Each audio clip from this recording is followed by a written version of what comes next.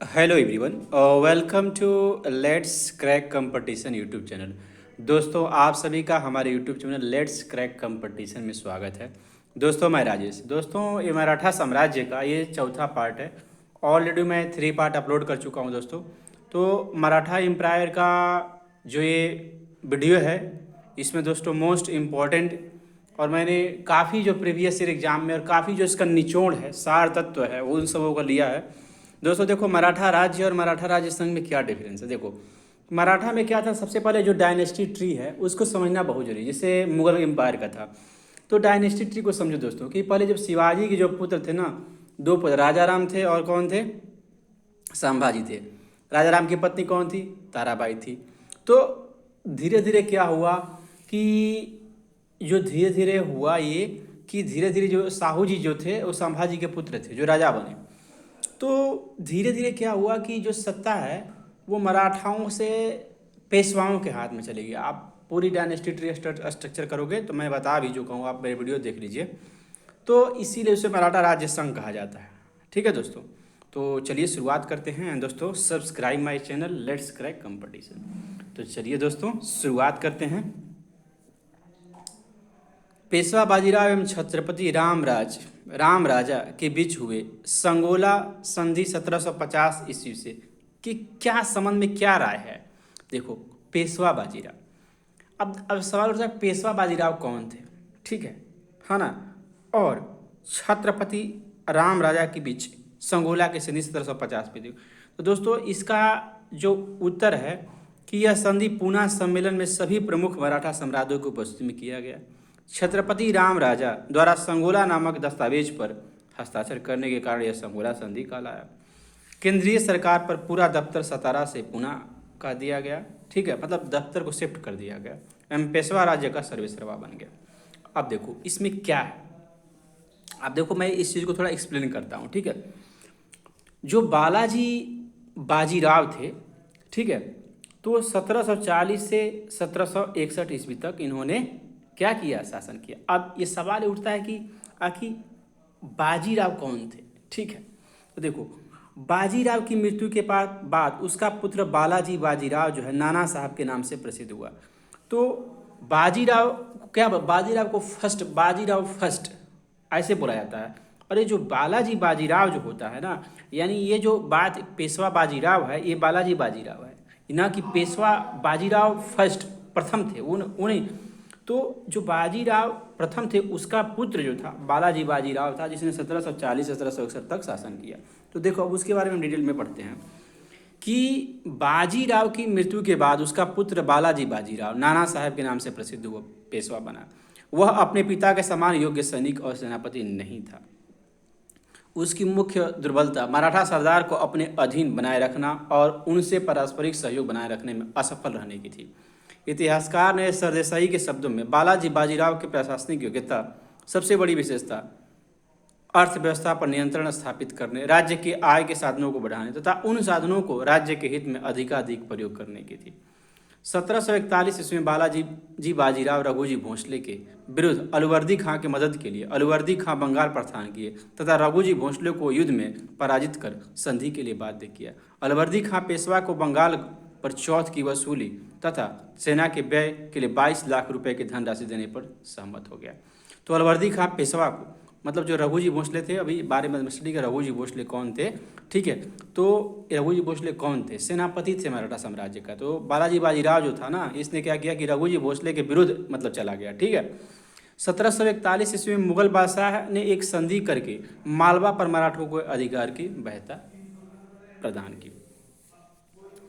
देखो अब इसके बाद 15 दिसंबर 1749 ईस्वी को साहू जी का निधन हो गया। साहू जी कौन थे, साहू जी के बारे में हम जानते हैं कि पेशवा इन्हीं के मतलब नाम मात्र के राजा थे। मुख्य जो राजा थे पेशवा हुआ करते थे।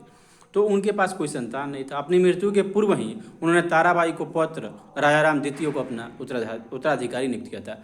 राजा राम, देखो ताराबाई के पौत्र मतलब क्या, राजा राम ताराबाई के पुत्र की पुत्र, मतलब ताराबाई के जो पुत्र है उसके पुत्र के पुत्र, दादी एक तरफ से कह सकते हैं ना। तो ताराबाई के जो पति थे राजा राम, उनकी मृत्यु हो गई थी युद्ध में। तो उनके पुत्र से जो उनकी पुत्र हुई थी तो उसको राजा राम द्वितीय को अपना उत्तराधिकारी नियुक्त किया गया था कि ये शिवाजी वंश के थे।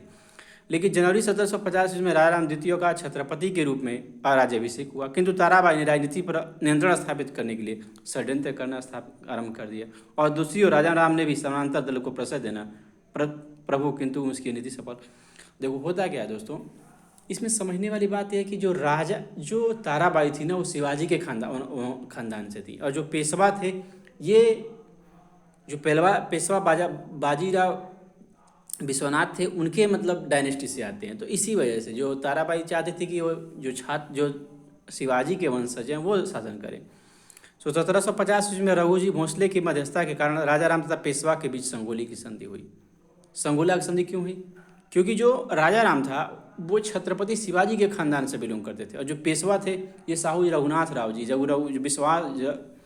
पेशवा रघुनाथ राव जी ये जो थे विश्वासनाथ राव थे, उनके मतलब जो वंशज थे उनकी डायनेस्टी चली आ रही थी। विश्वनाथ कौन थे? ये पेशवा थे, प्रधानमंत्री प्रधान सैनिक थे, जो मतलब आय का व्यय का मंत्री थे। तो उनकी जो डायनेस्टी विश्वनाथ की, बालाजी विश्वनाथ की जो डायनेस्टी पुत्र थे वो पेशवा प्रथम थे। तो उनकी डायनेस्टी और इनकी डायनेस्टी में कॉन्फ्लिक्ट हो गया। वो चाहते थे कि हमारा जो पुत्र है वो बने, जो कि पेशवा जो थे वो इतने सक्षम हो गए थे, इतने अधिकार हो गया था कि वो जो डायनेस्टी है उस पर अधिकार कर लिए थे। तो साहू ने पेशवा को सैन्य और प्रशासनिक दोनों ही विषयों में सर्वोच्च सत्ता प्रदान करने की तथा पेशवा को बालाजी बाजीराव के वंशानुगत मतलब अब जो पेशवा होंगे वही राजा बनेंगे। ताराबाई ने अपने पेशवा को उखाड़ फेंकने तथा राजा राम पर अपना प्रभाव स्थापित करने का प्रयास किया। वह राजा राम को सतारा के किले में बंद कर दिया, बंदी बना। राजा राम को अपने क्या कर लिया? ताराबाई ने बंदी बना कर लिया और अपने खुद को नियंत्रण में लिया शासन को। 1752 ईस्वी में पेशवा ने मुगल बादशाह से एक संधि की। उसके द्वारा मुगल बादशाह ने मराठाओं को संपूर्ण भारत में चौथ वसूल करने का अधिकार दे दिया और उसके बदले में मराठाओं ने अवसर पड़ने पर मुगल बादशाह को सहायता देने का वायदा किया।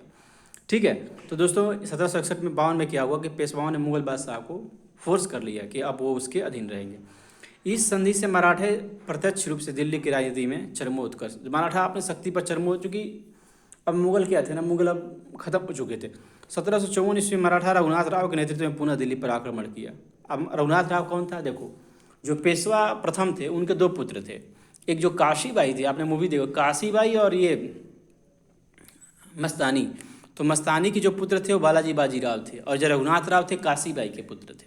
ठीक है, तो मतलब ये एक तरफ से कह सकते हैं दोनों ही दो माता के दो पुत्र थे, बालाजी बाजीराव और रघुनाथ राव।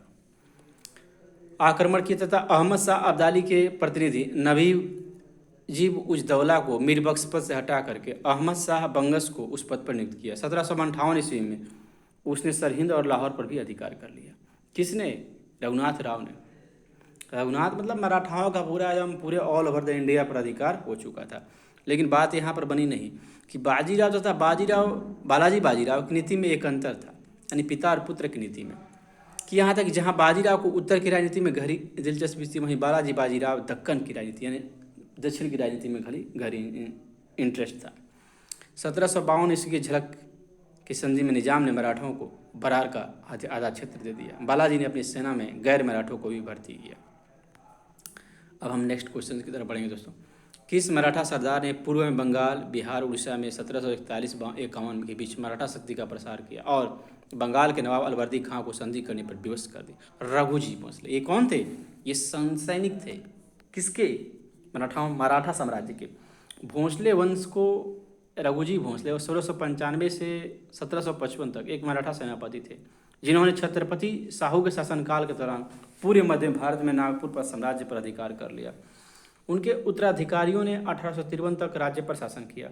नागपुर उस समय देवगढ़ के गोंड हाउस द्वारा शासित एवं गोंडवाना साम्राज्य की राजधानी थी, जिसने राजधानी को देवगढ़ से नागपुर स्थापित कर दिया। 1739 ईस्वी में राजा गोंड की मृत्यु पर उनके उत्तराधिकार के विवाद पर उनकी विधवा ने राघोजी को सहायता का आह्वान किया और जो मराठा की ओर से बरार प्रशासन कर रहे थे। राघोजी गोंड गुटों द्वारा बुलाए जाने पर राजा गोंड के दो पुत्रों के सिंहासन पर बैठाया, जहां से उन्हें एक सूदखोर ने हटा दिया और उनकी सहायता के लिए उपयुक्त इनाम के लिए बरार में सेवानिवृत्त हुए। हालांकि भाइयों, ये मतलब रघुजी के मतलब डायनेस्टी के बारे में, मतलब रघुजी ने क्या किया था, अपना खुद का एक थोड़ा नागपुर पर अधिकार करके वहाँ अपना डायनेस्टी का खड़ा कर दिया था। ये सैनिक थे, मतलब प्रधान सेनापति थे मराठाओं के। अब हम बात करेंगे किस मराठा सरदार ने 1758 और 59 में पंजाब में विजय विजय रघुनाथ राय कौन थे? ये जो बालाजी हमारे Raghunath Rao Bhatt, also known as Raghoba Dada Ragho Bharari by the younger brother of Nana Saheb Peshwa. अब आपको समझ में आया कि ये रघुनाथ राय कौन था, है ना? रघुनाथ राय कौन था? Also known as Raghoba Dada Saheb Raghoba was the younger brother of Nana Saheb Peshwa. His father was Peshwa Bajirao और मदर वाज काशी बाई। तो ऑब्वियस सी बात है ना, जब बालाजी बाजीराव नाना साहब तो उसके भाई ही होंगे ना, क्योंकि जो दो शादी किया था उन्होंने, तो एक एक का पुत्र थे। पेशवा बाजीराव प्रथम और mother was Kashi by. Raghunath Rao was born in Mahauli near Satara on 8 दिसंबर 1734 मंच of his childhood. Raghunath Rao एक बहादुर योद्धा और सैन्य कमांडर थे जिन्होंने अटक तक मराठा झंडा लहराया। वर्तमान में पाकिस्तान में उनके नेतृत्व में मराठा में 1758 में 1759 तक एक साल में अधिक समय तक पंजाब, कश्मीर और उत्तर पश्चिम सीमा पर शासन किया, लेकिन उसके पीछे एक अच्छे शासक की पूर्व अपेक्षाएं नहीं थी। इसके अलावा वो पूरी तरह से अपनी पत्नी आनंदी बाई के अधीन था। उन्होंने अपने भतीजे माधवराव के साथ प्रेम घृणा का रिश्ता साझा किया। हालांकि दोनों एक दूसरे से प्यार करते थे। प्रेम घृणा का रिश्ता साझा किया, हालांकि दोनों एक दूसरे से प्यार कर उनका सम्मान करते थे। व्यक्तिगत महत्वाकांक्षाओं ने दोनों के बीच एक उपयोगी रिश्ते को बर्बाद कर दिया। अभी किसने दिल्ली में मुगल बादशाह की सहायता के लिए रखे गए अपनी सेना का वेतन चुकाने के लिए दिल्ली दीवाने आम की छत की चांदी निकलवा ली? सदाशिवराव भाऊ। अब ये सदाशिवराव भाऊ कौन था? ये डायनेस्टी है, एक ट्री है जो मैं ऑलरेडी बता चुका, इसको पढ़ना पड़ेगा कौन किसका पुत्र था। तो मराठा साम्राज्य का जो मेरा वीडियो है ना, आप उसको मैं लिंक दे दूंगा, आप पढ़ सकते हैं। अब यह कि 2 मोती जल में घुल गए, सोने के 27,000 मोहरें खो गई, चांदी तांबे और की जो हानि उसके कोई अनुमान नहीं है। ये किससे संबंधित है? दोस्तों इसको लॉक कर लीजिए, बहुत ही ज़्यादा मोस्ट इम्पोर्टेंट क्वेश्चन है, क्योंकि इस क्वेश्चन में सारे मराठाओं की ज़िंदगी सारा सब कुछ निहित है। मैं इसको एक्सप्लेन कर रहा हूँ। ये दोस्तों ये बात उस समय की है जब मराठाओं ने तृतीय जो थर्ड एंग्लो मराठा वार था, जब मराठा उसको हार गए, ये उस समय की बात की जा रही है। तो दोस्तों इसको डीप में स्टडी करेंगे कि आखिर इसमें है क्या। देखो ये देखो, प्रथम आंग्ल मराठा वार, द्वितीय आंग्ल मराठा वार, बेसिन की संधि। तो दोस्तों ये मॉडर्न हिस्ट्री का पार्ट है ना, तो इसको चलिए स्टडी करते हैं कि पानीपत के तृतीय युद्ध में क्या हुआ था। तो दोस्तों देखो, मराठाओं और अहमद शाह अब्दाली के बीच बालाजी बाजीराव के समय सबसे महत्वपूर्ण घटना पानीपत का तृतीय युद्ध। 1759 ईस्वी के अंतिम दिनों में अब्दाली के प्रमुख सबाजी सिंधिया और उनके सहायक दत्ताजी सिंधिया ने उसे रोकने में असफल रही। दिल्ली की ओर लौट आए। दिल्ली के पास बराड़ी घाट में एक छोटे से युद्ध में दत्ताजी सिंधिया मारे गए। अब पेशवा बालाजी बाजीराव के सदाशिवराव भाऊ को सेनापति बनाकर भेजा और उनके साथ उसके अपने पुत्र विश्वास राव को भी भेजा। भाऊ ने अगस्त 1760 ईस्वी में दिल्ली पर अधिकार कर लिया। 14 जनवरी 1761 ईस्वी में पानीपत के मैदान में दोनों पक्षों में भीषण युद्ध हुआ। इस युद्ध में नजीबुद्दौला ने अवध के नवाब सुजाउद्दौला रोहिला सरदार को हाफिज रहमत से अफजल को समर्थन मांगी। जाट सरदार सूरजमल पहले मराठों को समर्थन देने का वायदा किया, परंतु सदाशिवराव राव के व्यवहार से तंग आकर अपने आप को इस युद्ध से अलग कर लिया। युद्ध में पेशवा पुत्र विश्वास राव, सदाशिवराव जसवंत राव, तुकोजी सिंधिया, पिलदी यादव जैसे 27 महान मराठा सरदार, सैकड़ों की संख्या में छोटे सरदार तथा 28,000 मराठा सिपाही मारे गए थे। मल्हार राव वल्लर युद्ध के बीच में भी भाग निकला। एक अफगान इब्राहिम खां गर्दी मराठा तोपखाना का नेतृत्व कर रहा था। गर्दी फ्रांसीसी सेना में लड़ने से पश्चिमी युद्ध के तरीके से प्रशिक्षित हुआ, परंतु इसका तोपखाना अधिक उपयोगी सिद्ध नहीं हुआ, जबकि अब्दाली के ऊँटों पर रखने वाली घूमने वाली तोपों ने मराठाओं का सर्वनाश कर दिया। ये मतलब 360 डिग्री पर रोटेट करने वाली इसके पास तोपें थी अहमद शाह अब्दाली के पास, और उसकी जो तोपें थी 1 टाइम मतलब एक ही दिशा में मार्क, तो काफ़ी इससे मतलब ये वो था। तो अपने सेनापतियों के पुत्र मारे जाने की सूचना कुछ व्यापारियों ने आकर दी। युद्ध तो 2 मोती कितने विलीन हो गए और बड़ी संख्या में धन जन के।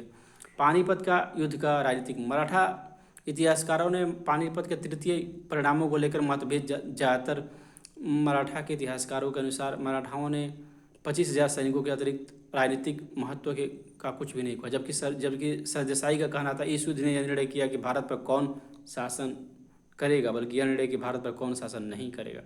अंग्रेजी इतिहास सिडनी ओवन ने कल लिखा, इसमें मराठा शक्ति कुछ काल के लिए चूर चूर हो गया। यद्यपि वो बहुमुखी दैत्य मरा तो नहीं, परंतु इतनी भली भांति कुचला गया कि लगभग सोया रहता था। जब यह जागता तो अंग्रेज इससे निपटने के लिए तैयार थे। पानीपत के तृतीय युद्ध के प्रत्यक्षदर्शी काशीराज पंडित के शब्दों में पानीपत का तृतीय युद्ध मराठाओं के लिए प्रलयंकारी सिद्ध हुआ। मराठाओं की पानीपत में पराजय के सिख राज्य का उदय सहायक बनी। वास्तव में इस युद्ध या प्रत्यक्ष परिणाम था। माधवराव प्रथम, अब देखो माधव 1700 से 1762 तक रहा ना, तो इसने क्या किया, पानीपत के प्रथम युद्ध में पराजय के बाद माधवराव ने मराठों की खोई हुई प्रतिष्ठा को पुनः बहाल करने का प्रयत्न किया। उसने हैदराबाद के निजाम और मैसूर के हैदर अली को चैत देने के लिए बाध्य किया। इस प्रकार दक्षिण भारत में मराठाओं के सम्मान बहाल करने में मदद मिली और इसी काल में मुगल सम्राट शाह आलम द्वितीय को इलाहाबाद से दिल्ली लाया गया और उसने मराठाओं की संरक्षिका स्वीकार कर ली। परंतु इसी बीच क्षय रोग से उसकी मृत्यु हो गई और इसी कारण मृत्यु के गहरे संकट में आ गया। और इतिहासकार ग्रांड डफ ने कहा, पेशवा की शीघ्र मृत्यु पानीपत की पराजय से आर्थिक घातक थी। अब नारायण कौन था, इसका देखो शासनकाल है ना। माधवराव की मृत्यु के बाद उसका छोटा भाई नारायण राव अपने पेशवा बना, लेकिन इसकी चाचा रघुनाथ राव और पेशवा बनना नहीं चाहता था, अतः उसने नारायण राव की हत्या कर दी। कौन, वही रघुनाथ राव, वही जो बालाजी बाजीराव का भाई था। माधव नारायण राव, यह नारायण राव का पुत्र था। अब डायनेस्टी चली आ रही है, देखिए। अब देखो इसमें है कि जो अल्पवेशक था अतः नाना फडणवीस ने के नेतृत्व में मराठा सरदारों ने मराठा राज्य की देखभाल करने के लिए बार बार काउंसिल की नियुक्ति की। अब रघुनाथ राव को पुनः भागने पर मजबूर कर अब अंबर जाकर ये सहायता जब उनके इस दुर्भाग्यपूर्ण प्रयास प्रथम मांग, देखो मराठा युद्ध की तैयारी हुई। प्रथम मांगला मराठा युद्ध 1752 और 1782। अब रघुनाथ राव ने 1752 से 55 ईस्वी में मुंबई में अंग्रेजी सरकार से सूरज की संधि की। जो कौन था, रघुनाथ राव कौन था, यही था जो बालाजी बाजीराव का भाई था, यानी काशी बाई का लड़का था। रघुनाथ राव ने 1755 ईस्वी में मुंबई की अंग्रेजी सरकार से सूरत की संधि में किया। इस संधि के द्वारा यह तय हुआ कि अंग्रेजी रघुनाथ राव को पेशवा बनाने में मदद करेंगे। इसके बदले हुए सालसेट और बसिन के क्षेत्रों में अंग्रेजों को प्राप्त होने थे। इसके बाद साथ भड़ोच की आय में भी अंग्रेजों को हिस्सा। अब पुरंदर की संधि किया। यह संधि नाना फडणवीस महादजी सिंधिया के प्रयत्न से कलकत्ता की अंग्रेजी सरकार से की गई। इस संधि की प्रमुख शर्तें इस प्रकार थी। इसके द्वारा सूरत की संधि रद्द कर दी। अंग्रेजों को सालसेट और एलिफेंटा के क्षेत्र देने की बात मान ली गई। अंग्रेजों ने रघुनाथ राव का साथ छोड़ने के लिए भी तैयार हुआ। भड़ौच और सूरत के राजस्व में से हिस्सा अंग्रेजों को देना स्वीकार कर लिया।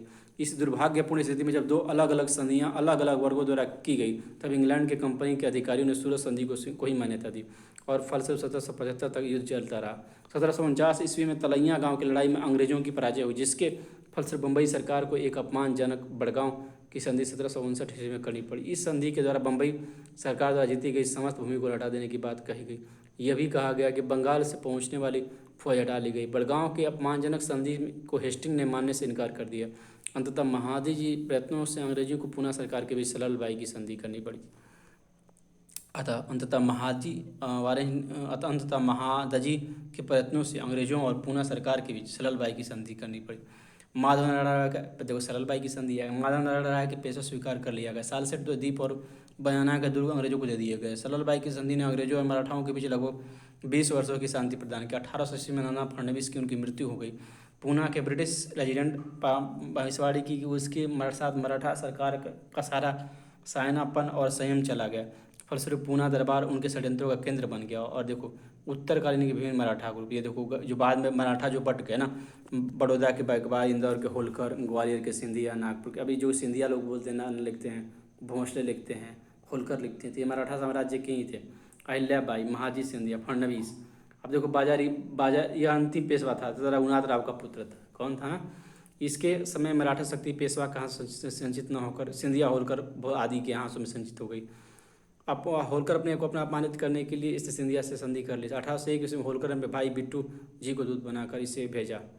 अब देखो बाद में उसने विनायक राव को पुनः गद्दी पर बिठाया। बसिन की संधि, बाजीराव द्वितीय अंग्रेजों के बीच इस संधि की प्रमुख शर्तें निम्नलिखित थी। बसिन की संधि, पेशवा ने अंग्रेजों के संरक्षण स्वीकार कर लिया था। पूना में एक सहायक सेना रखना पड़ा। पेशवा ने सूरत की नगर कंपनी को दे दिया। साथ ही गुजरात, ताप्ती और नर्मदा के बीच क्षेत्रों को भी कंपनी को प्रदान किए गए।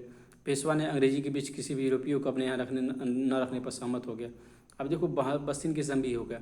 बसिन की संधि अंग्रेजों के लिए एक महत्वपूर्ण थी, क्योंकि पहली बार मराठा राज्य के प्रमुखों ने अंग्रेजों की अधीनता स्वीकार की। इतिहासकारों ने लिखा, इस संधि ने प्रत्यक्ष और अप्रत्यक्ष रूप से दोनों भारत का साम्राज्यवाद दे दी, जबकि सरदेसाई के अनुसार वसीम की संधि ने शिवाजी द्वारा स्थापित मराठों की स्वतंत्रता का अंत कर दिया। इसके विपरीत गवर्नर जनरल वेलेस्ली के छोटे भाई आर्थर वेलेस्ली ने कहा कि 8 वसीम की एक बेकार आदमी के साथ की गई थी।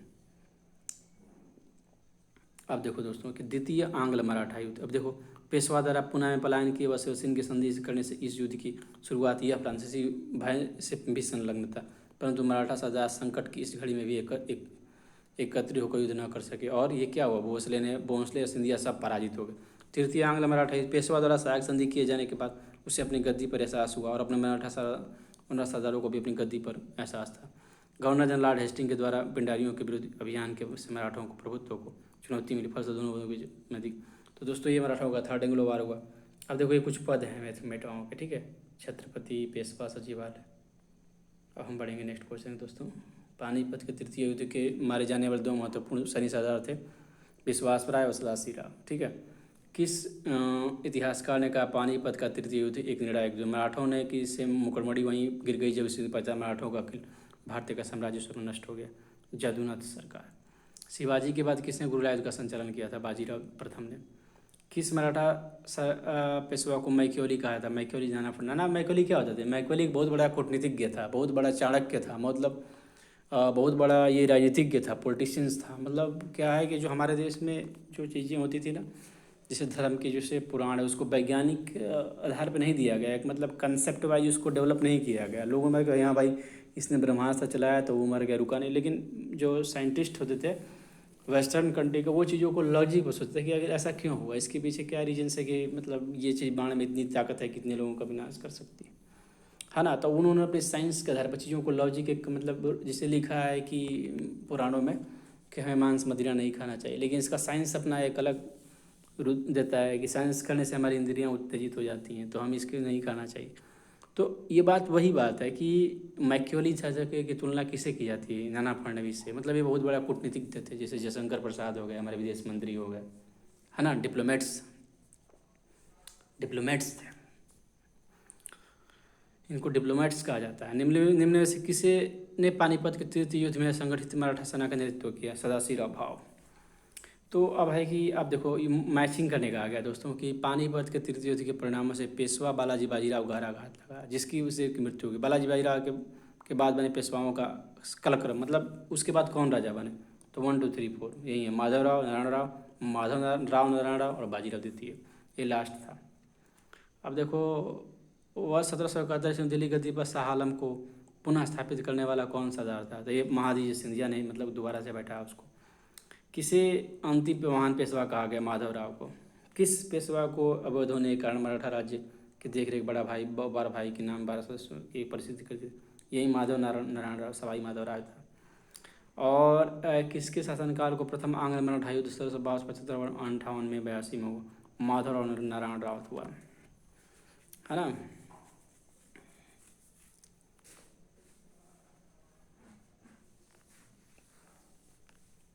द्वितीय आंग्ल मराठा युद्ध 1803 1806। तृतीय आंग्ल मराठा युद्ध 1878 के समय मराठा का पेशवा कौन था? बाजीराव द्वितीय था। मराठा साम्राज्य का अंतिम पेशवा कौन था? बाजीराव द्वितीय था। सूरत की संधि, पुरंदर की संधि, बड़गांव की संधि, सललबाई की संधि। अब देखो 1 2 3 3 4 5 यही है। अब ये पहले का पहला, दूसरे का दूसरा। सूरत की संधि कब हुई? पुरंदर की संधि कब? बड़गांव की संधि, सललबाई की संधि, मैंने ऊपर बता चुका हूँ सब कुछ। ये देखो वहाँ देवगांव की संधि, सूजी अर्जुनगढ़ की टेरी संधि, राजपुर घाटी की संधि। अब मैच करना है, यही पहला ऑप्शन है। तृतीय आंग्ल मराठा युद्ध 1878 18 के दौरान हुई, सबसे अंतिम थी कानपुर की संधि। थैंक यू दोस्तों, ये वीडियो काफ़ी लंबा हो गया। थैंक यू दोस्तों, सब्सक्राइब माई चैनल।